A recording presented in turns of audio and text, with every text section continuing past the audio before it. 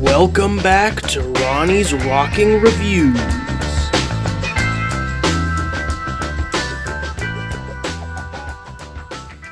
Today I've got something special. I recently saw Mac Demarco live with my friend Levi. And Levi, how's your day? It's pretty good. We had bought these tickets all the way back in April because we were both fans of Mac Demarco, but I hadn't fully listened to all his albums at that point, and there were a few of his albums that I just didn't remember too well. So I decided that I needed to listen to his entire catalog throughout my time between that and the concert, which we watched just a couple of weeks ago. Now, the way it ended up going is I didn't really hold myself to this and had to listen to all his albums in the matter of 1 week, the last week before the concert. Now, I know this probably isn't the best way to experience an entire body of work, but it also came with its own advantages. I really got to see Mac's musical progression up close, and having the back-to-back experience made comparing and observing on how he grew much easier in a way. It was actually pretty neat, and I want to share my experience here. I didn't listen to any of the demos, and I didn't fully listen to the 9-hour demo album, but besides that I got them all.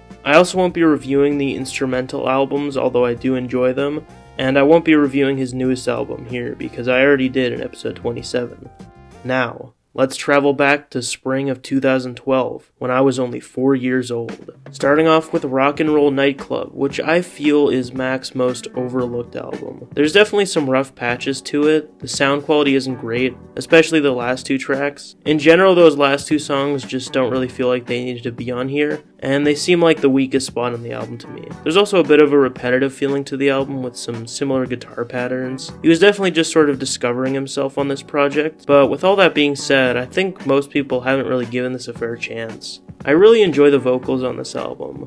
The goofy deep vocals on the opening half of the album really work for me. It works especially well on the opening title track, Rock and Roll Nightclub. It curated this dingy nightclub midnight radio vibe perfectly, and it made his more naturally high-pitched singing that we first hear on She's Really All I Need hit harder. The lyrics and formatting were also solid. The track European Vegas was a big highlight of the album, and a big part of that is the colorful imagery to the lyrics. I don't really know what European Vegas even is, but I want to go there, if it gives me the same feeling this song does. I also like the cheeky lyrics on I'm a Man. I think it really defines Mac's style well. He doesn't take himself too seriously, he doesn't confine himself in masculinity, and he's not afraid of playing around unlike the satire he portrays in the song. It would be a pretty good track to define the album and close it off. One last thing I like about this album that really brought it to life and pushed it over the edge were the little radio interludes. The idea that the listener is finding all these songs sifting through the radio late at night is so fun and gives the album so much more character. I think the album would be a lot better if it ended with I'm a Man, followed by a final radio interlude to wrap it up and make it just a little more cohesive. There's just little things like that where I could definitely see a better version of this album, but it's still pretty good as is. It's a nice debut, and I'm giving it a 6 out of 10. Next, we got a triple shot of Mac Demarco. Rock and Roll Nightclub. Everything's quite the same as European Vegas. Don't bring me down and wearing that frown and down. 'Cause I'm a man.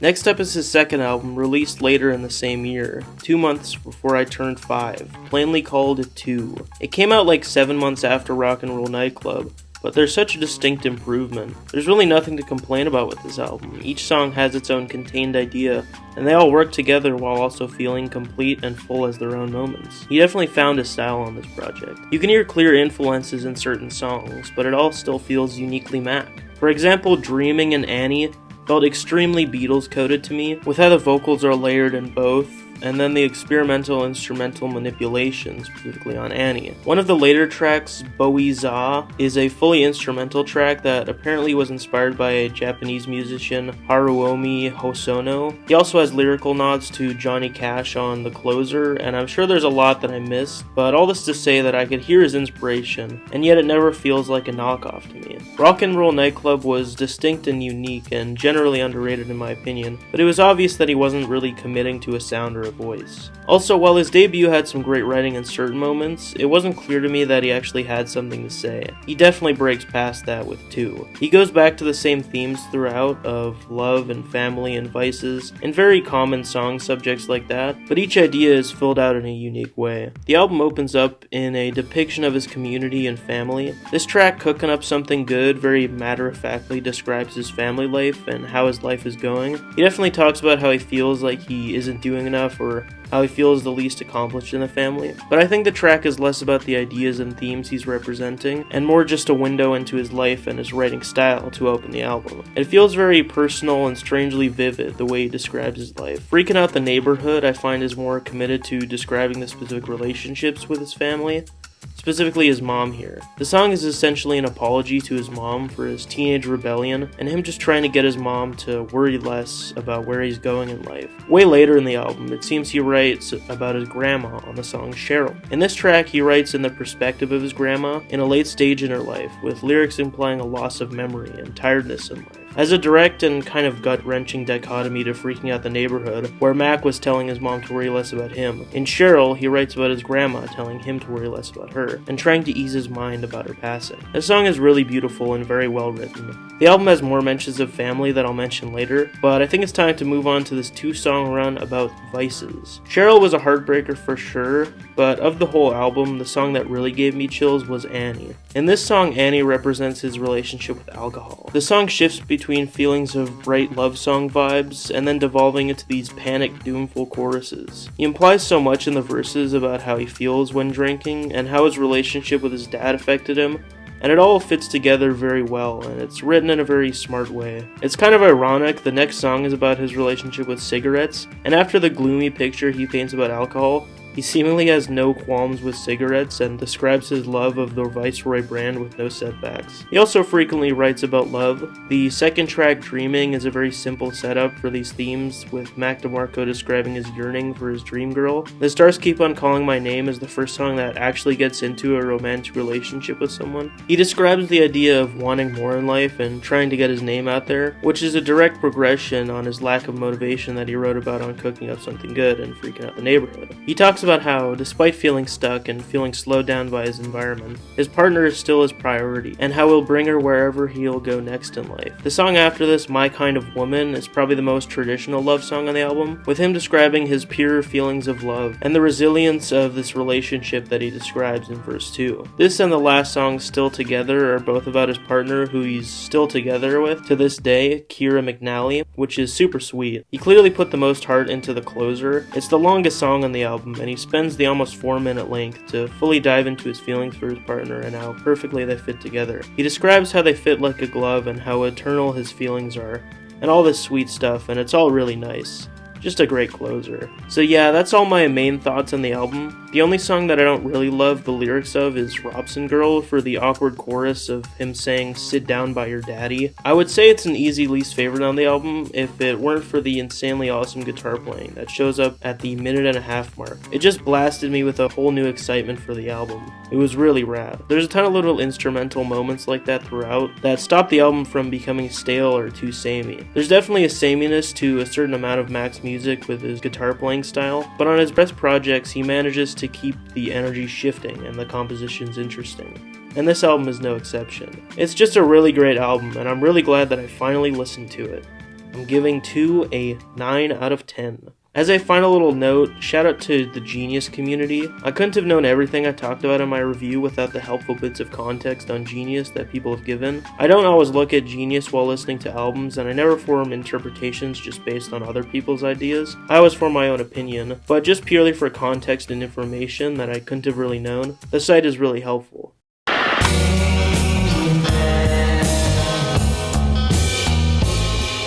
Starts freaking out the neighborhood.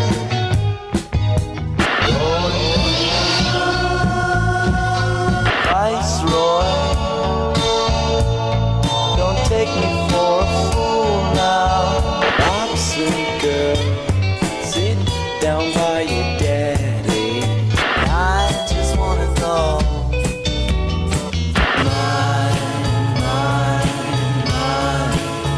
My kind of woman. Cheryl,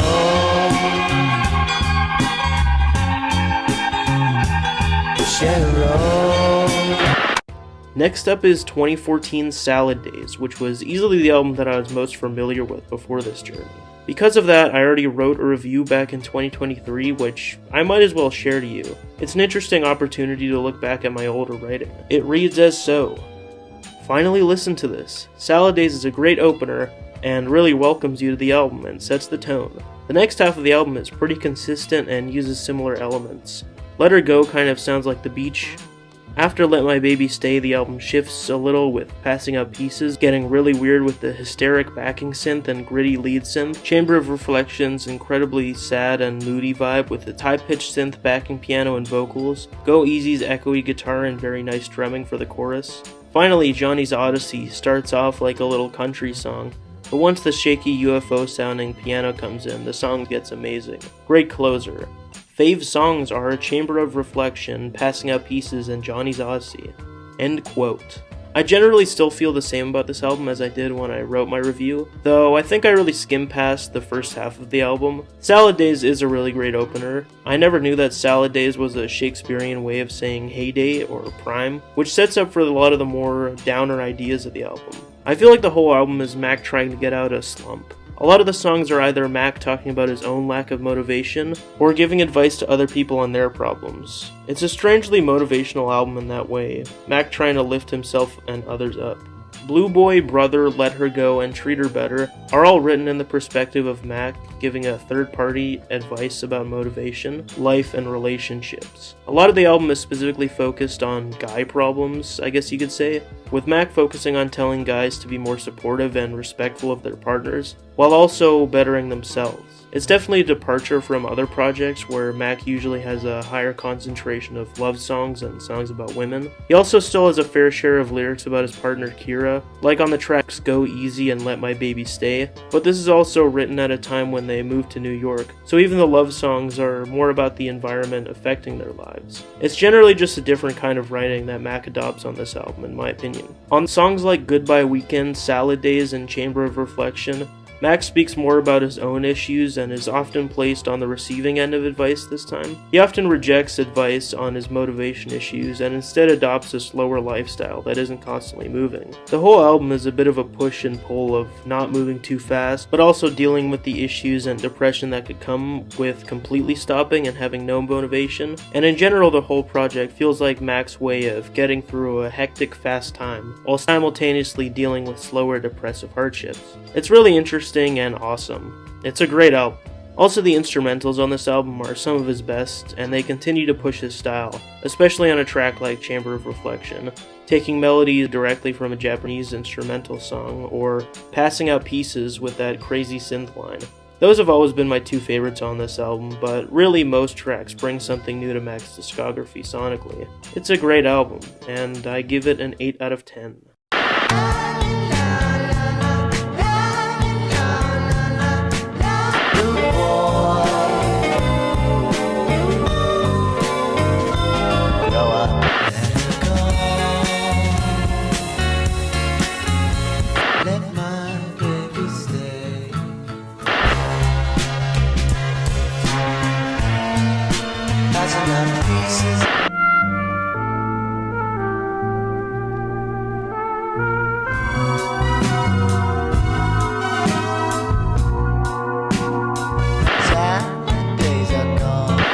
After this, in 2015, Mac released an instrumental album called Some Other Ones, which I really enjoy for the groovy mix of electronic video game-esque melodies and the more traditional folk compositions. But only a month after this, Mac released his next album, Another One, which I also enjoy. To me, it seems like this album was really more similar to his instrumental experimental projects than any of his main albums. I feel like Mac was a lot more passionate about the composing and performing side rather than the writing side, and I'm not really mad about it. Like, there's really only a few aspects of the songwriting to this album. Every song is kind of about the same thing, just a pack of songs about heartbreak or yearning or wanting someone you can't have, that sort of thing. It doesn't really seem like he needed to get any lyrical ideas out, out, and just needed some vocals to fill out the songs, which is a bit of a shame because I really like the way he formats his ideas through songs on 2 and Salad Days, but it generally just kind of worked on this project. The lyrics aren't just pointless, there's some particularly interesting lines on No Other Heart, Without Me, and maybe 1 or 2 more, but they all kind of blend together lyrically, and that makes room for the instrumentation to take center stage. He plays around with instruments and sounds a ton on the album, and that's sort of the point of it. He sets it up with the wavy guitar sounds on The Way You'd Love Her. The second track is one of the biggest departures from Mac's sounds in the sense that it features no guitar playing, it's all fully piano based. Without Me has a sort of 80s sound from the synth. It's a very beautifully warm track, it's very textured and paints vivid imagery through the instrumentals, if that makes any sense. When I look at the cover of the album, this is definitely the song that I imagine playing. The 2 songs that I found weakest were Just to Put Me Down and I've Been Waiting for Her. I don't think either song pushed the envelope lyrically or musically as much as the others, although I really enjoy Mac's vocals on the former. On the other side of that, A Heart Like Hers is handily my favorite on the album, and it's probably one of my favorite all-time Mac songs, and easily makes up for the 2 songs I don't love. It's everything about this project I like and more. The lyrics are some of the best on the album. I love how the verses are formatted, and the chorus is very poignant. The instrumentals are incredible, with more wobbly piano lines and intensely emotional guitar riffs on the chorus. On top of all that, Mac delivers one of my favorite vocal performances I've heard from him. It's an amazing song. The album closes with a little atmospheric piece, which I enjoyed a lot. It kind of makes the album in some weird way, and wraps it up perfectly. And then Mac doxes himself to invite fans for coffee, which I find really funny. 7.5 out of 10 for Another One. Must be another one she loves. Me up, just to put me down. Without me.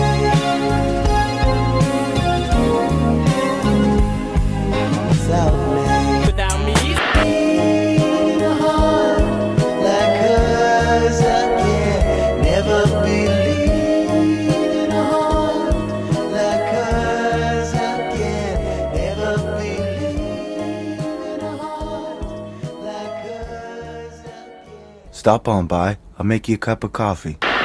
Skipping to 2017, we find ourselves met with This Old Dog, his longest album at the time of release. This album really feels like a culmination of Mac's career up to this point. Each of his past albums built upon each other in small ways, but generally they are all in their own corner to me. But this album feels like it's really pulling the best of all worlds. The writing prowess and formatting of ideas from 2, the strong theming and instrumental motifs from Salad Days, and the musical experimentation from Some Other Ones and Another One. More specifically, this album feels like it has the creativity and passion from Another One, with an actual fully formed theme to really bring it together. The theme Mac chose for This Old Dog is time, in my opinion. This album is maybe his most reflective and smart in terms of writing. He travels away from the main ideas of the album in certain songs, but he always returns back to time and aging. My Old Man is a perfect setup for what I'm talking about. The song is about Max aging and how he starts to see his dad in himself. The song's tone is strange, a mix between the tragedy of aging and a cheery instrumental, a mix that perfectly represents inevitability. The next track, This Old Dog, continues the theme of aging while relating it to love. It's probably one of Mac's greatest love songs in my opinion. The writing is so beautiful, with Mac talking about how the resilience of his love will always break through his fear of aging and general sadness in life. This is accompanied by one of my favorite instrumentals on the album. One of many ear-catching melodies, this album has some of the catchiest, most recognizable slow jams of Mac's discography. Baby You're Out is about moving on from the past. It touches on an idea that many pieces of art I love touch on, past lives for example, which is acceptance of how events have unfolded and a rejection of hypothetical alternatives to your current path. For the first time, builds on the love theming from This Old Dog, with Mac expressing the pain of being away from his partner. He also expresses the joy he imagines he'll feel when he's reunited. It's really sweet, and it speaks of the themes of this relationship while also relating it back to the ever-present theme of time and relationships in the context of time. The song also features a very recognizable and beautiful synth melody, and generally great instrumentals. Within the next several tracks, Mac touches more on relationships that failed and moving on and taking something positive from them. Also, the natural, painful parts of successful relationships and moving past those moments through proper reconciliation. He touches more on the past with songs about not dwelling on past dreams and recognizing when and when not to reflect on the past. Similar ideas to Baby You're Out. He takes these small departures, like with the track A Wolf Who Wears Sheep's Clothes, where he talks about the world going around him and how he feels particularly lonely with how untrusting people have become. He also takes a minute to write a beautiful little ballad dedicated to his half-sister on the track Sister. Both of these songs make their own statements while also relating back to the themes of the album as a whole. Throughout this stretch of songs, Mac also further developed the musical ideas with some more traditional Demarco guitar sounds on One Another, the slower, more atmospheric sounds on Sister, or the wavy, droning sounds, electronic drums, and acoustic guitar on Dreams from Yesterday. But going back to an ordered structure, the fourth last song, One More Love Song, seemingly reflects on a time before Mac found his partner, where he felt aimless in his love life. This song had some of my favorite instrumentation, with one of the most lush soundscapes on the album, with Mac's beautiful vocals and some particularly strong piano melodies. These themes of heartbreak and reflection perfectly sets us up for the truly heartbreaking 3 final songs, all revolving around Mac's dad. Starting with On the Level, we see Mac going back to the themes on My Old Man, reflecting on his age and how he sees his dad and himself. On the track, though, Mac's dad is treated less like an abstract idea, and he's confronted more directly as someone who Mac is growing up to look eye to eye to. This album was made during a time where Mac's dad was diagnosed with cancer and subsequently was reintroduced into Mac's life, and this really informs these last 3 songs. This song also features one of Mac's strongest synth melodies and some nice airy drums. Moonlight on the River is probably the best song on the album.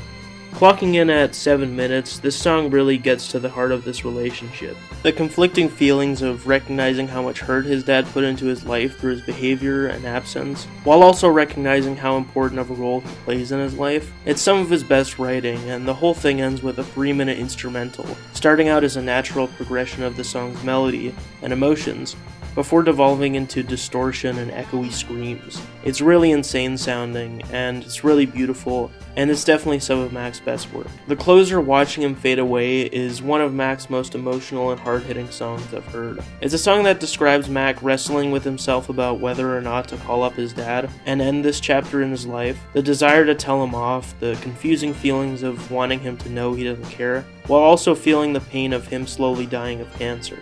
It's really gut-wrenching. The slow piano instrumental wraps it all up very well. When you really break it all down, the formatting of this album is so smart. The first 3 songs each represent the strongest ideas of the album: Mac's dad, aging, and dreams in the past. The album wanders through many ideas and concepts that relate to these themes, before returning back to what ended up being Mac's strongest of these 3 themes, his dad. And he channels all the strongest feelings on that subject into these final 3 songs, while still relating to the other ideas throughout the album. It's just so good. It's just so good. Even though it's really close, with 2 being such a great album, I think this is my favorite Mac DeMarco album, and I'm giving it a 9 out of 10. So dark, ain't about to forget. Just like seeing her for the first time. Honey, my heart still beats for you, even though you don't feel it. On the level,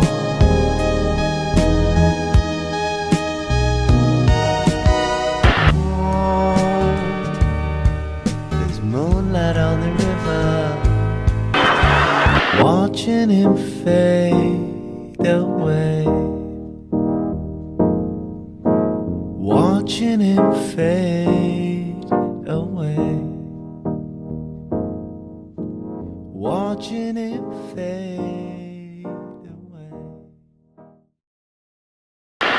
Next up in 2019, we saw the release of Here Comes the Cowboy, which I also liked. Mac is definitely going for something with this one. It seems like the whole album in general is Mac trying to step away in as many ways as possible, In this project, Mac really opens up on the music industry and how it's got him feeling. The first leg of the album really displays this, with the track Nobody serving as the thematic starting point. Mac describes how disconnected, cold, and chewed up he feels in the position he's in within the music industry. He feels dehumanized by his status as a musical star. And that sets up for what Mac's solution to this problem is, which is living a quiet life in the country. He follows this idea for the majority of the album, and the musical style aligns with this as well, with what some people describe as a more minimalistic sound.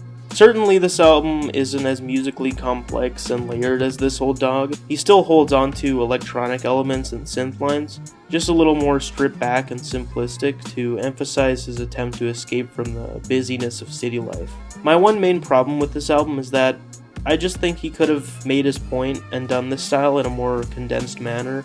This album clocks in at 46 minutes, and I just don't think it needed to be that long. He could have surely cut down on time by taking out a song like Choo Choo, a track much like the opener Here Comes the Cowboy, with few lyrics repeating without much progression. Honestly, Choo Choo is probably my least favorite Back to Marco song of all time.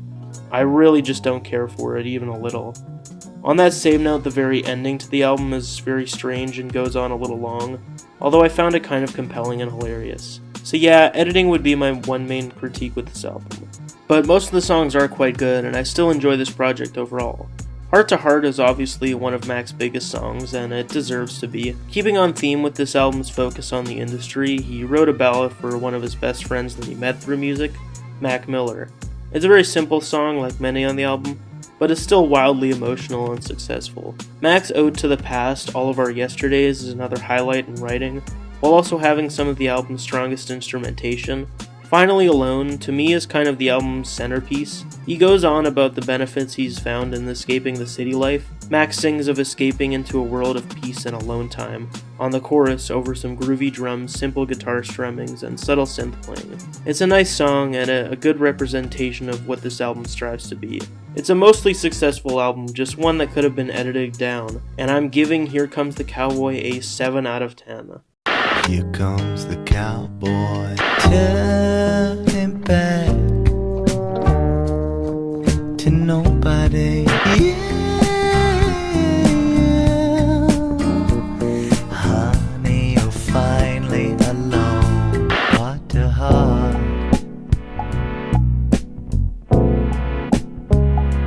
Heart to heart. All of our yesterdays are gone away. Choo-choo. Well now, that catches us up, doesn't it? It's really quite magical to see Mac's trajectory in real time. He's grown a lot throughout the years, he's evolved musically and technically, and he's gotten better at formatting his ideas and developing his voice. I really started to get a feel for how this guy writes music as I went along, and I feel like I know the Mac DeMarco formula like the back of my hand. So I guess now I'm ready to see him live. Mac DeMarco's up next. Mac DeMarco's playing next. 3, 2, 1. Yo, that's him. Bro, I think that's... No,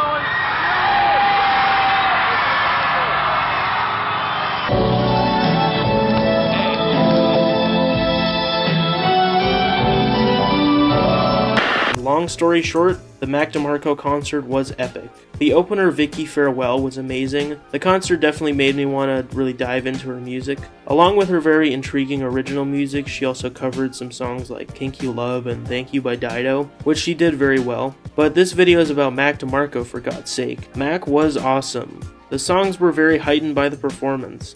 The concert really shined a new light on the songs, especially with little guitar solos and piano solos that weren't originally in these songs.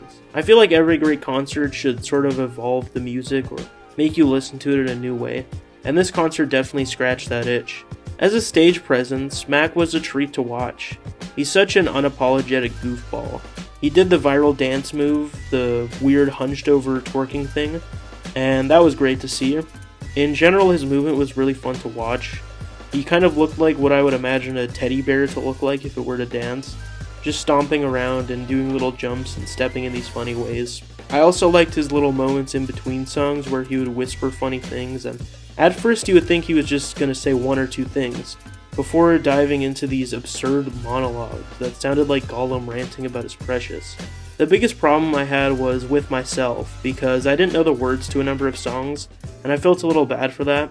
I could have really tried to learn the lyrics to these albums if I gave myself more time with them, but I was still more active than some people in my row. I was all the way in the back, and there was one moment where Mac was instructing people to do a wave, and I was literally the only one in my row actually doing it. Also, apparently Mac does meet and greets at a lot of his shows, so me and Levi waited in a line for like 30 minutes, but then the tour manager said it was too cold, and Mac wasn't going to be out today. It was a little sad, but I wouldn't want to stand outside meeting fans forever in Winnipeg weather either, so it's understandable. Regardless, the show was very awesome, and I'd give the concert an 8.5 out of 10. That's probably it.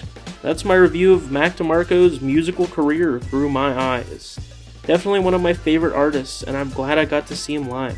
I would definitely recommend Mac's whole discography, and if you don't want to listen to like 10 albums or however many, I think if there's any, you should listen to 2, you should listen to Salad Days, and you should listen to This Old Dog. But I would recommend any of his albums. I really don't wholly dislike any of his projects. With that, that's pretty much it. Check out Review Ronny on YouTube and Instagram for info and archives on the show. And before I let you listeners go, it's time for Ronny's Joke of the Week. What would you call Mac if he specialized in creating boundaries and dividing lines? Mac Demarcation. See you next time on Ronny's Robson Reviews. Hey, Ronny. Ronny?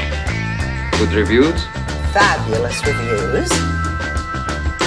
This is Ronny. Make it good. So Ronny could have been a Reviewer. It's Ronny, all right. Ronny? Reviews. Fabulous reviews. And this is the best review we got.